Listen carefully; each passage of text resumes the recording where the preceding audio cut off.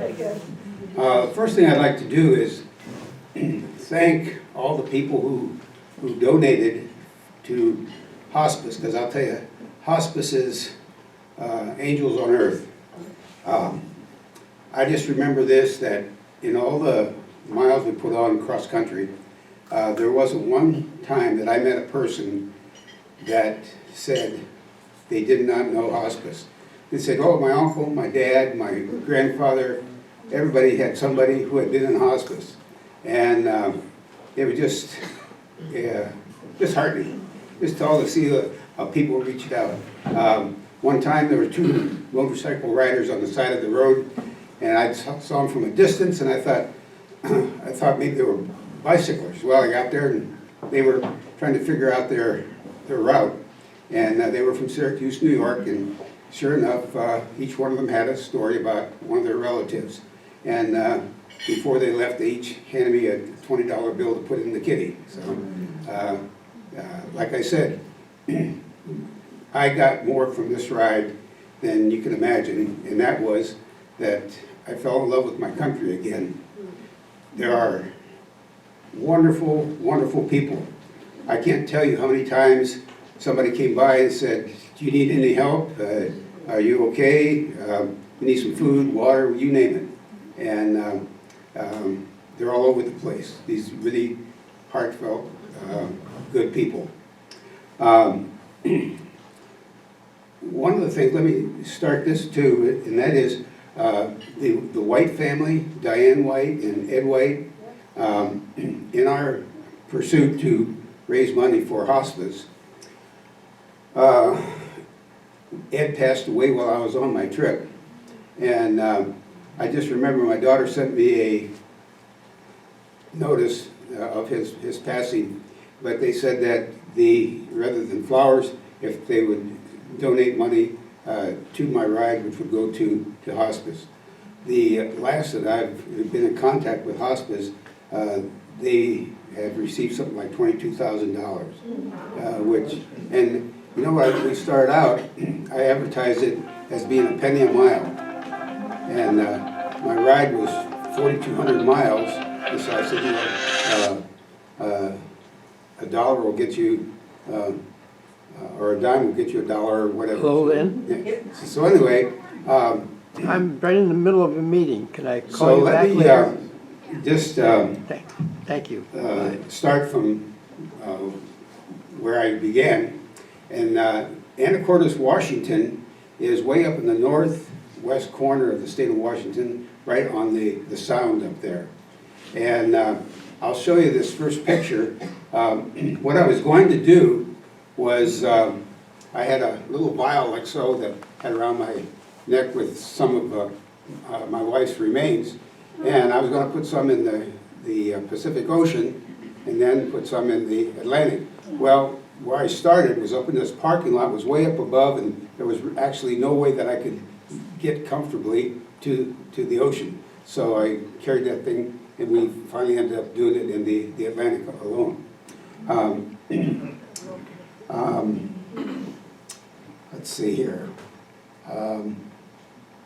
Okay, I had a companion, Bill Myers, from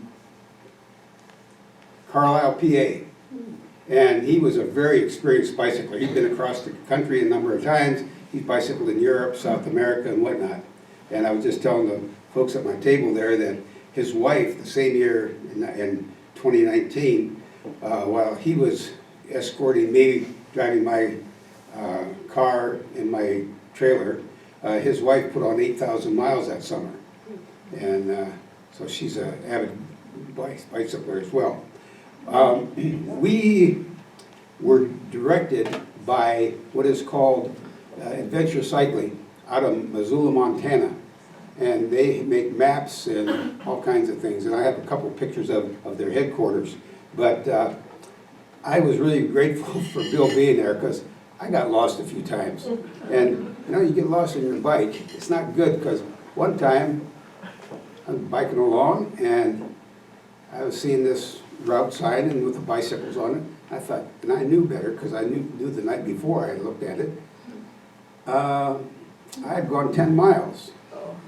So that means it's 20 miles out of the way, right? And so, you turn around and you go back. One time, here's another thing I just thought of. I stopped to ask this couple. They were out in their garden, and I asked them directions to someplace, and the woman was giving me directions. And her husband said, "No, that's not right." And she said, "He's got Alzheimer's." And I thought, oh my, he could have misdirected me big time, But anyway, it's one of those things. I'll tell you, being on the road, there's just a zillion and one things that happen to you. You know what? I feel like I gotta get up here. I feel maybe I'll just talk louder. Can you hear me back there? Okay. But there was a couple that passed us.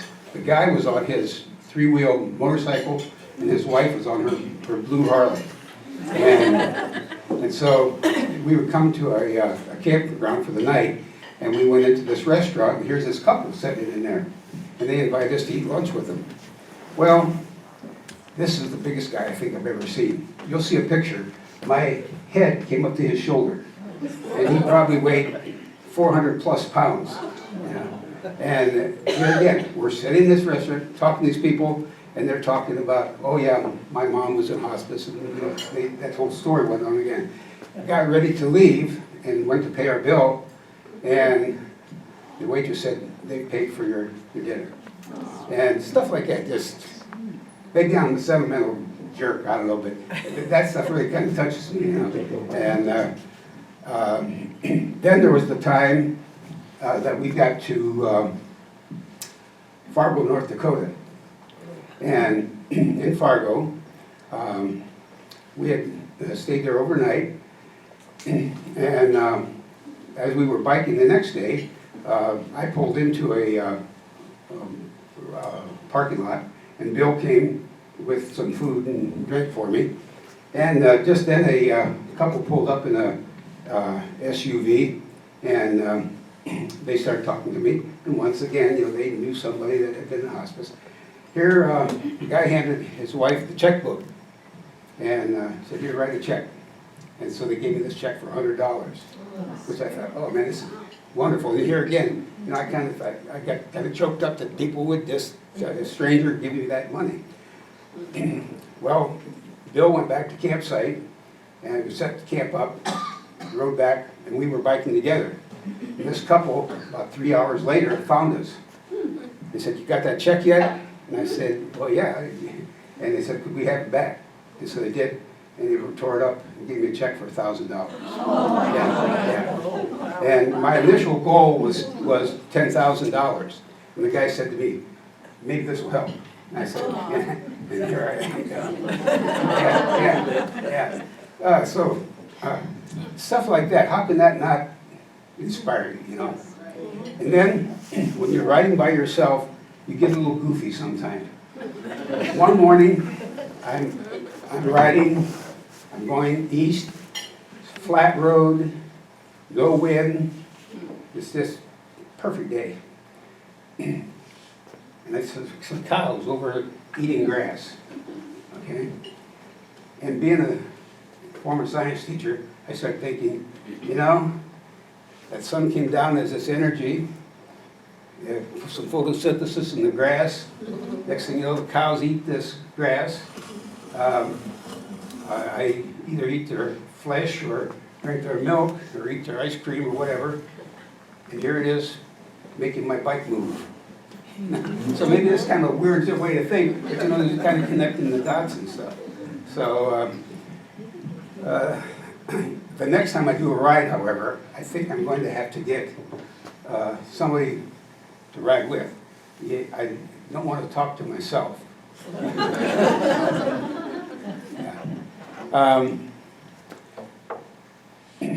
I am looking at a ride in the future, 5 years down the road, and I'm looking for some recruits right now. And that's going to be, I'll be celebrating my 90th birthday at that time. And so what I want to do is do a shorter ride around Lake Superior. That's about, I think, if you look at it, it's about 20 800 miles, I think, something like that. I will definitely try to get some people, because on that north side of Lake Superior, you're kind of isolated up there. And at that point, I don't think I want to be isolated and wet and cold. I don't enjoy it as much as I used to. Let me start off with a presentation that they put together from Southwest Hospital. Southwest Hospital had some people come out to my house and do some interview with me. I thought it was going to be about 5 minutes, and as it turned out, it was quite a while. But anyway, I had my first experience with the drones, and yeah, pretty cool. Yeah. Did they buzz you while you were writing? No. Although I had a chance to have somebody do that. One of the places we were, some guy put that thing up in the air. And, yeah. This is my start in Anacortes, and that was kind of a lonely feeling because my driver had left me, and I was kind of searching for road signs and stuff, but finally got out of Anacortes there. So, okay. Oh, that sound loud enough? My name is Ron Isgro, and I'm about to take a bike ride from Anacortes, Washington to Bar Harbor, Maine, a distance of about 4,200 miles.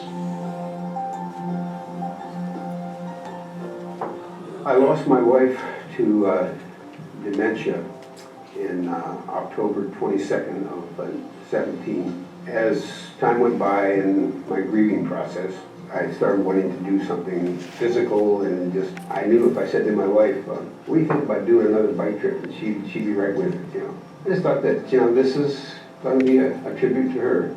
And then honor the hospice people, because one of the things that I said, I am never going to put my wife in a facility where I go to visit her once or twice a day. I want her here with me.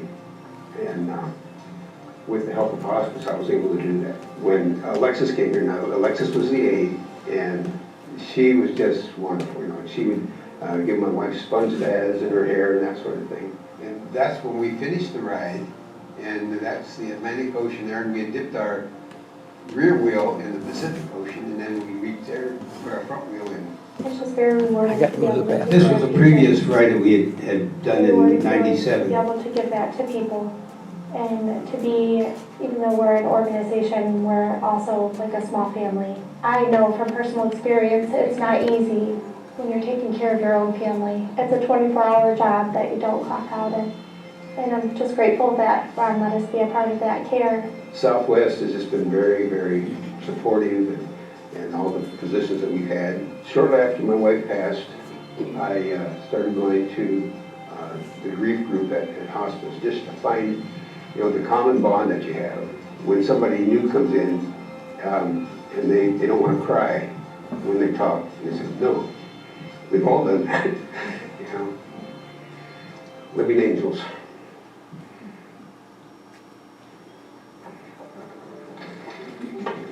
That was our pop-up tent that we had. And I think all of us would like to be remembered.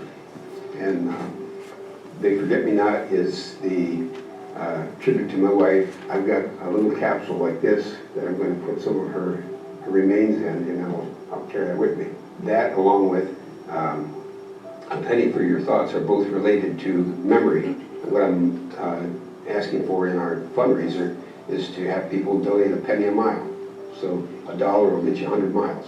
It's going directly to hospice, and I'm sure that they have all kinds of needs that they can have for it, and the more money we can raise, the better. People who know somebody who has dementia or Alzheimer's, just about every family knows somebody, and that support is just invaluable. Life is tough enough if I do it by myself. The first time I walked into my garage after she had passed, and her bicycle was still hanging up there. And it's the unexpected things that come. I looked at that damn bike and I started to cry, Yeah. Wow.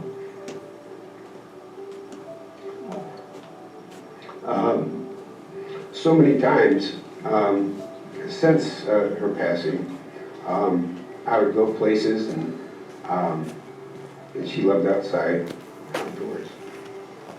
And I just think, wow, you do like this.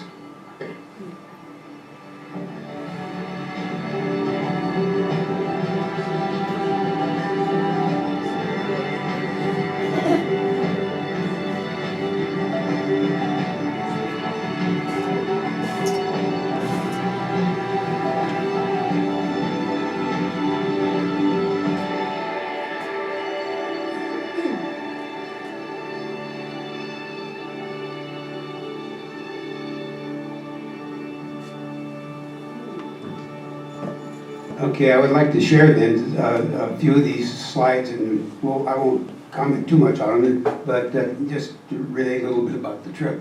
So, Mark, if you can go ahead and put there. This was when we were ready to go across Lake Michigan to Milwaukee to start, and some fellow bikers, only they were different bikers than us. And that was our first glimpse of the Rocky Mountains as we came across the country. By the way, we started the ride on June 14th, which would have been my wife's 54th anniversary, I think. Yeah. This is in Missoula, Montana, which is the home of adventure cycling, and there is a penny farthing bike on the left-hand side. And I don't know if anybody's ridden across country on one of those, but on the right side, that's where Adventure Cycling puts together all the maps that are extremely detailed. I mean, you'll read this map and it says you go 100 feet down here and turn right and you'll find this or that and the other thing. So it's a great organization. This is Annie Cower, a friend of my daughter Andrea. They met in Antarctica. Well, my youngest daughter was down there 3 Antarctic summers. No, not 8 Antarctic summers, and 2 winters in Greenland. When she was in Greenland, and I was telling somebody about the coldest that it got while she was there, it was in Greenland. It was at elevation 10,000 feet. One night it got really chilly, minus 96. Yeah. At that, nothing works, and like I said, my daughter did a lot of reading when it got that cold. But Annie, we stopped at her place in Republic, Washington. She has 250 acres that she shares with her husband. She is a horse whisperer. She rescues horses and stuff. But Annie had a very tragic upbringing, ran away from home at 15 and hitchhiked across the Middle East. I can't even imagine that. You know. And anyway, she just admires my daughter, and they become great friends. But she has this farm now that you ought to see. For example, she does everything. She took a bulldozer and cleared some land. Her father-in-law was a geology professor at the University of Washington. And what did she do? From scratch, she built the building so she can house his library and all the things that he had as a professor. This is part of her land right here. Just beautiful, just absolutely beautiful. Yeah. And I just had to take a picture of this, a town named Concrete. And then there's Bill. We're getting ready to go into the Cascades here. And the lone moose that I saw, that's the only time I saw a moose. I probably missed seeing some of them. Yeah. This was interesting. These women are from California, Washington State, and Oregon. And every year they get together and do a ride for a couple weeks. They are in their 60s, 70s, and some of them in their 80s. Okay, and one of the ladies was riding alongside me and said, "Well, why don't you stop and have lunch with us?" And so I did. And they had this truck, pickup truck with all kinds of food and stuff on it, and Bill later on said to me, he said, well, did you get their names and addresses? I said, no, I said, I wasn't thinking about that. Okay, here we are with the big guy on the right-hand side here. See the meat look big? Yeah. And then that's Bill on the left, and then his wife there in the middle. But one of those heart-touching things when these people, picked up our lunch for us. This was the only time that we had some ice, and that was on the top of our camper there. Woke up in the morning with some sleet and hail for a while, but it passed. And this is just some more of the scenery there, coming into the Cascades. This lady right here is a personal chef, and she was moving from Arizona. Where in Arizona? Anyway, she was moving back to Whitefish Bay because she got tired of the big city wherever she was down there in Arizona. And basically what she does is if you have special dietary needs, she takes care of it, or if you have lots of money and you just want somebody that fixes all your meals for you, she'll do that too. And here we were on the highway to the sun, and we were taking a break on, maybe some of you have heard of that, but it's this 20-mile ride uphill, and I got my reward when I got up there. There was about 5 or 6 young couples up there, and the guy handed me a gummy bear, and he said, that's your reward for making up the hill. On the left, there's Bill talking with the owner and her 8th grade daughter on a route, and this is at the Sugar Shack. And I was telling somebody about this. It used to be a building that was on a railroad car, and they used to serve soup and coffee and stuff for the workers. Well, this thing sat empty for quite a while, and so this lady took the thing and put it in a crossroads, and so you can stop there, and as I did, for some hot chocolate and a croissant or whatever it was that I had that time. And then over that other shot that you see, that's just kind of the lure of the open road, and one of the perfect places because it's nice and flat. And that's self-explanatory. I think they're kind of backwards here, but go ahead and turn to the next one. This is the glacier that they have just opened up the road. You can see where they made a cut because it's closed most of the year. I should say all winter. And so they had just opened this road up just a week or so before we got there. And this is, you heard of canola oil. And this is, I think they've changed the name to rapeseed, but I like the contrast between the sky and the grass, and I thought very picturesque. Okay. Now, you've all heard about fracking. So coming through North Dakota, lots of fracking, and here's the drill. And then in the middle, you see the storage tanks.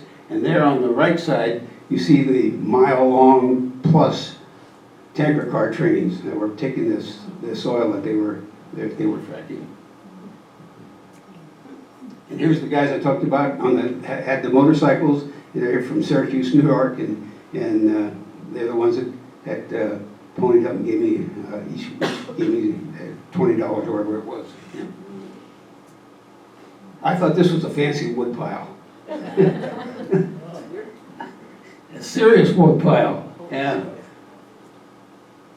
Oh, here is a thing called, it's the bunkhouse. And this guy took his family farm after they stopped raising cattle and stuff, and he turned it into a rest site for bicyclers. Wow. And he put it up in the haymow, I call it the haymow. He put about 50 to 100 cots up there for people. And we spent the night there. And there you can see my car and our trailer that we had. But this was really a neat place. Wow. Then I had to take some pictures of some of the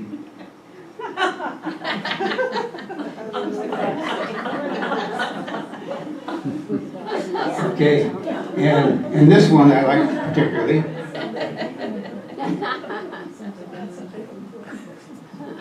And these two guys, they were retired firemen from Idaho, I believe, and they had never biked in their life. And they said, hey guys, let's do something. So they did. And so they stopped over at the bunkhouse one night. So. Now the reason I took a picture of this sign, I was 81 and Bill was 75. And so he had it up there, so he named it Tour Group 156. And then once in a while you got to look out for chuck holes in the road, and this one was no exception. And then the one on the right side, I was riding along the Erie Canal, and that night before there was a storm, and there was a tree across the path there, so I had to pick up my bike, and of course other hazards. Okay, the next one. This is on the north shore of Lake Erie. We changed our route a little bit. Rather than coming down in through Ohio and up, we decided that it'd be more exciting to go the northern route, and I came across and landed in Ludington, Michigan, and that was a nice route to take, I think. But anyway, this is on the north shore of Lake Erie. I've never seen Lake Erie from the north side. That photo on the right side is a solar panel that follows the sun. It turns and faces the sun. And then I get a couple pictures of windmills, lots of windmills on that north side. And once again, the one on the left, that's some teasels looking over Lake Erie. And Lake Erie from that side is much more agricultural than on this side. And then there I am, that's the Erie Canal up there on the right side. I thought them great, these would be grapes, but no, they're apple trees that are they're tall and skinny. And they've hybridized them so that, you know, they're easy to pick, and they've got them all wired up and everything. This looks like grapes.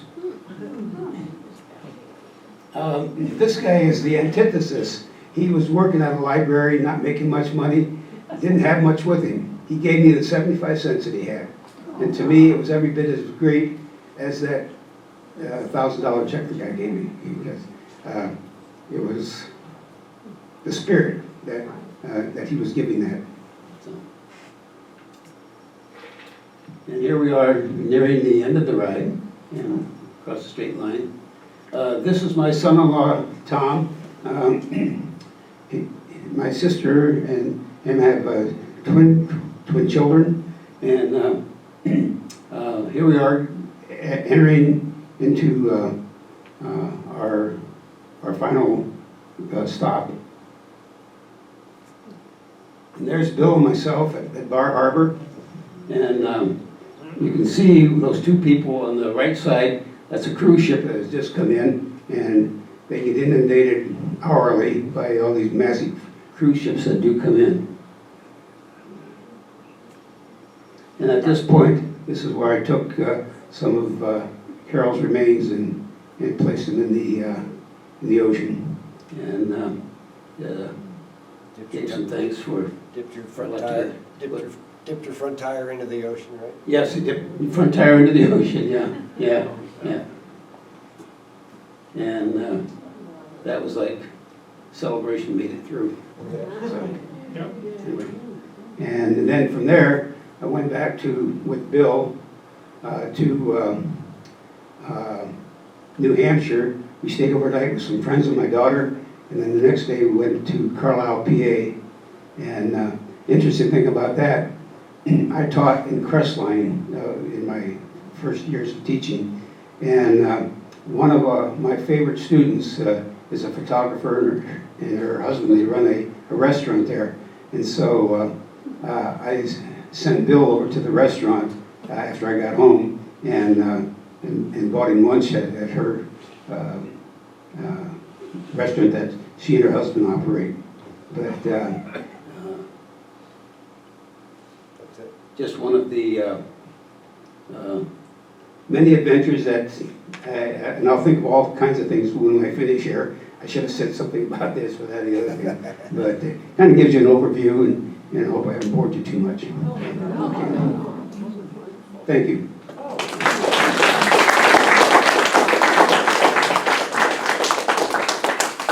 Any questions or anything that you have or comments? What year did you do that, Brian? In 2019, yeah. 2019. Yeah. How many days? Oh, I finished up on August 22nd. I'll take it back. August 22nd. August 19th. And then I got home on August 22nd, and that was the date of Carol's passing. Yeah. So, yes. How did you decide your route? The route. This was called the northern route that they have with adventure cycling. And so you had the maps, and they were all specific as to, we like I said, we modified it a little bit. Rather than going south of the Great Lakes, we went north. Yeah. Yeah. I remember you used to ride with Pedaling Parsons. Yes. The conference one. Does that one still take place? I don't know. That was the minister out of North Canton, I believe. Because you did that for years and years. Right, yeah. Yeah, that was good, yeah. Good for you. Anybody else with? Yes, hey, Ron. Do you have any flat tires? Oh, that's a good one. One. One. Wow, that's pretty good. It's like I advise my daughters, get the best tires you can get Yeah. and get the best brakes you can get. And so I got these really good tires, and you know, the flat that I had, Bill had been bicycling, and he came past, or a truck had just passed him, and it blew a tire. He said it was like an explosion. And as it turned out, a wire that was in that tire ended up piercing my tire, so it didn't go flat until the next morning, you know. And so I had a hard time finding that little piece of wire to pull it out, you know, and patch it up. But yeah, so That's amazing. Yeah. One flat tire. yeah.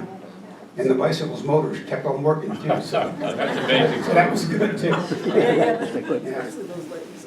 Yes. Yes, well, you were in Carlisle, did you get a chance to visit the Army War College? Say that again.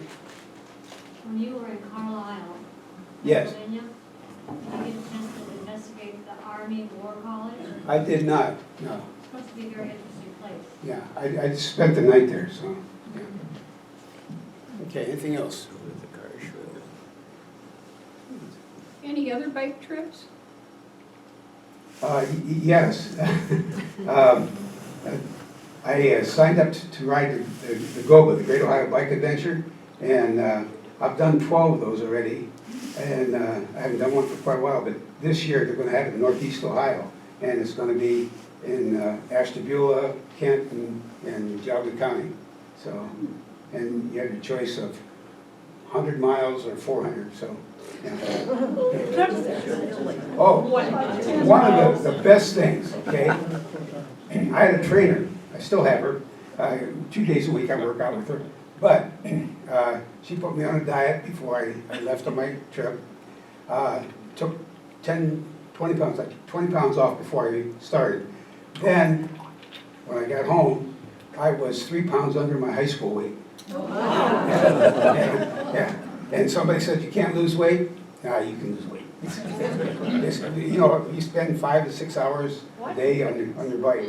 Oh, one of the toughest things I did, about the third day, I climbed up Rainy Pass. Rainy Pass was only about 5,000 feet, but it was all uphill. And I got to the top, and I was wiped out. And Bill said, you want to ride down? It was 20 miles downhill, it was raining. And you know, you can get going 60 miles an hour just like that if you get off the brakes. And I said, you know what, Bill? I said, I am wiped out, so we opted to go get pizza instead. Yes. So how many miles would you put in a day? Oh, no. average somewhere 50 to 60. My top was 80. My lowest one, I don't know, not many. Yeah. But yeah, probably in the 50 to 60 range. Yeah. And everything depends on the terrain, the wind, that sort of thing. Yeah. But here again, the best thing is you don't know what you're going to see that day, and somehow it always works out good. Even if it's a rainstorm, I love riding in the rain. Bill hated it. But I love that cold feel against my face, you know, and of course you're dressed up, and as you're pedaling, you know, you stay warm. But I don't like being cold and miserable any more than anybody else does. But you go with the flow. So. And the right gear. Yes. Have the right gear. That's right, that's right.